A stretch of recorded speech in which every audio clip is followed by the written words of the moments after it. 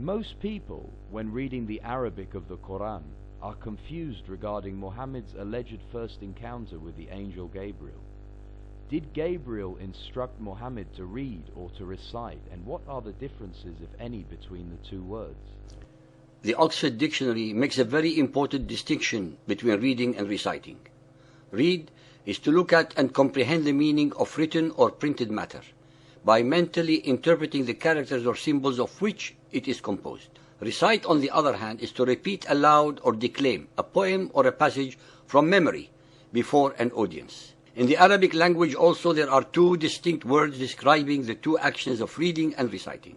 Iqra means to read, that is to read from a document or from writings. Yatlu, on the other hand, means to recite, that is to declaim words from memory. Iqra is actually the first word of the first verse ayah of the first chapter surah of the Quran, but for ungodly reasons during the compilation of the Quran it was relegated to the 96th surah instead.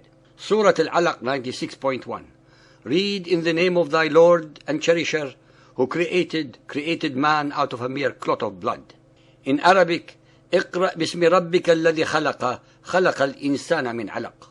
Bukhari Hadith 1.3. Suddenly the truth descended upon him, Muhammad, when he was in the cave of Hira. The angel came to him and asked him to read, Iqra. The Prophet replied, I do not know how to read. The Prophet added, the angel caught me forcefully and pressed me so hard that I could not bear it any more. He then released me and again asked me to read, and I replied, I do not know how to read. Thereupon he caught me again and pressed me a second time, till I could not bear it any more. He then released me and again asked me to read, but I replied, I do not know how to read. Thereupon he caught me for the third time and pressed me, and then released me and said, read, Iqra in the name of your Lord who has created man from a clot. This version of the alleged story of revelation produces two extremely contentious and important question marks that have to be pointed out that require some logical answers. A. It is inconceivable to accept, based on theological grounds alone, that the angel Gabriel, the supreme messenger of Allah, did not already know that Muhammad could not read. B. It goes even beyond credibility or logic that the angel Gabriel could have revealed to Muhammad a completely different version of the creation of man to that found in its original in the Bible. It is a measure of the complete lack of veracity and accuracy of the Quran that its first verse ever displays a remarkable ignorance of the biblical story of the creation of mankind. After all, he was created from dust and not a clot. The same Torah that the Quran itself repeatedly asserts to have been the word of Allah is perverted and given a completely different version.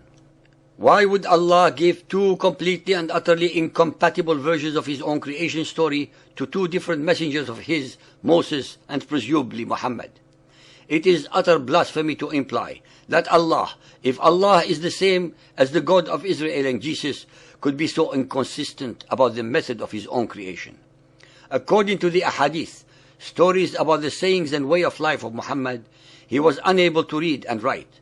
This is totally contradicted by the report mentioned in Ibn Ishaq's Surat Rasulullah, the first biographer of his life, about 120 years after his death. In this very first and original version of the alleged encounter between Muhammad and the angel Gabriel, the angel actually produced a coverlet of brocade whereupon was some writing. Hence, verse 96.1 can only make sense if Muhammad could read what was written on the coverlet. This would obviously change the whole state of affairs, as deliberately altered and falsified by the later Muhammadans dramatically and fundamentally. Our listeners should be aware that since Ibn Ishaq was both an Arab and a Muhammadan Muslim and was historically the nearest to the sources of information, his report should have obviously greater reliability than the ones that were mass-produced much later. He cannot be accused of fabrication as a foreigner or as an enemy of Muhammadan Islam. When Gabriel ordered him to read, Muhammad asked him correctly and sensibly, what shall I read? Since the coverlet had writings on it, as Muhammad himself asserts, then it is obvious and totally rational to assume that Gabriel wanted him to read the writing on the coverlet.